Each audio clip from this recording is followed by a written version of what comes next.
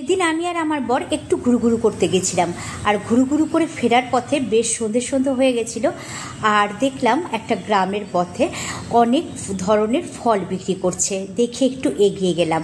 আমার বর তো নারকেলের দাম দর করছিল তার কাজের জন্য, আর এত ফলের মধ্যে যেটা দৃষ্টি আকর্ষণ করলো সেটা হলো নারকেল। লাল সবুজে কুলগুলো কিন্তু বেশ লাগছিল দেখতে, জানি না খেতে কেমন হবে।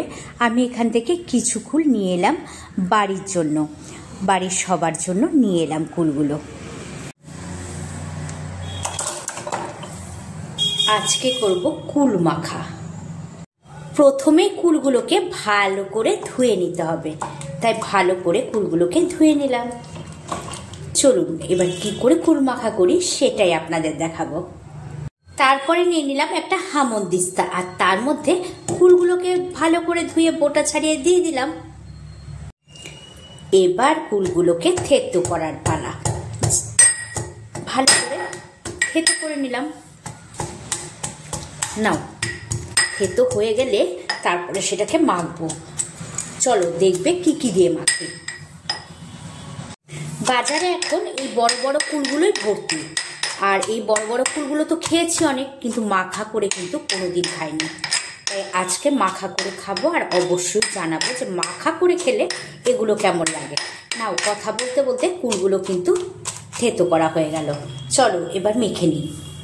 চলো এবার একটা শুকনো লঙ্কা পুড়িয়ে নেওয়া যাক। বাস, পোড়ানো তো হয়ে গেছে। এবার হামনদিস্তা থেকে থেতো করা কুলগুলোকে নিয়ে নিলাম। এবার কুলগুলোর মধ্যে দিয়ে দিলাম অল্প করে নুন, পরিমাণ মতো নুন দিলাম, পরে লাগলে আবার দেওয়া যাবে। দিয়ে দিলাম অল্প করে চিনি। যে কোনো মাখা করলে একটু সর্ষের তেল না দিলে কিন্তু একেবারেই ভালো লাগে না। এবার দিয়ে দিলাম দুটো কাঁচা লঙ্কা, আর কাঁচা লঙ্কাগুলো কিন্তু যথেষ্ট ঝাল, একটা লাল একটা সবুজ। আর যে শুকনো লঙ্কাটা পুড়িয়েছিলাম সেইটাও দিয়ে দিলাম।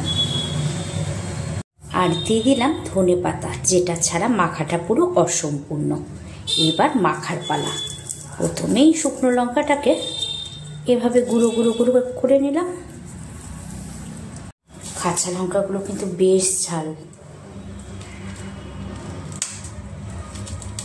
কাঁচা লঙ্কার ডোলে, কাঁচা লঙ্কার কুল থেতো করেছি যখন, কুল থেতো করার যে স্মেলটা বেরোচ্ছে না, এখনো পর্যন্ত সেটা জারি আছে।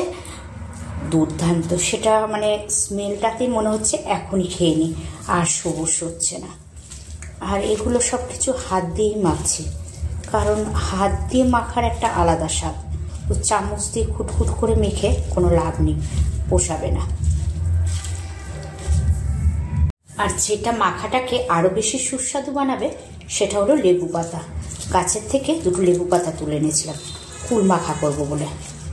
তো লেবু পাতাগুলোকে কুলের সাথে যখন ডলবো, গন্ধরাজ লেবু পাতা, একটা আলাদা সুন্দর গন্ধ আছে। আর কুল মাখা কেন, যে কোনো মাখার সাথে যদি লেবু পাতা দেওয়া যায়, টেস্টটা, গন্ধটা যেন আলাদা হয়ে যায়। তো এত কিছু মাখছি, কথা বলতে ইচ্ছে করছে না, মনে হচ্ছে এক্ষুনি টপ করে খেয়ে নিই। বলো তো কে কে আছো তোমরা যে এই মাখাটা দেখে তোমাদের জিভ দিয়ে জল পড়ছে, কারা কারা পছন্দ করো, আর কারা কারা পছন্দ করো না কিন্তু তার সত্ত্বেও কুল মাখাটা দেখেই কিন্তু জিভ দিয়ে জল পড়ছে, বলে ফেলো তো কে কে আছো। নাও, মাখা তো হয়ে গেছে, দাঁড়াও এবার একটু হাতটা ধুয়ে নিই। সবুর তো সইছে না, হাতটা ধুয়ে টপ করে মুখে দিয়ে দেবো। দেখো তো কুল মাখাটা কেমন হয়েছে, দেখে বলবে কিন্তু কেমন হয়েছে।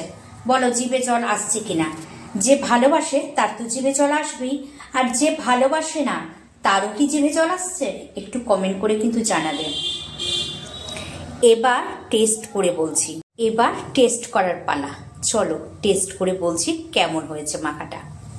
চলো এবার টেস্ট করার পালা, টেস্ট করে বলছি কেমন হয়েছে।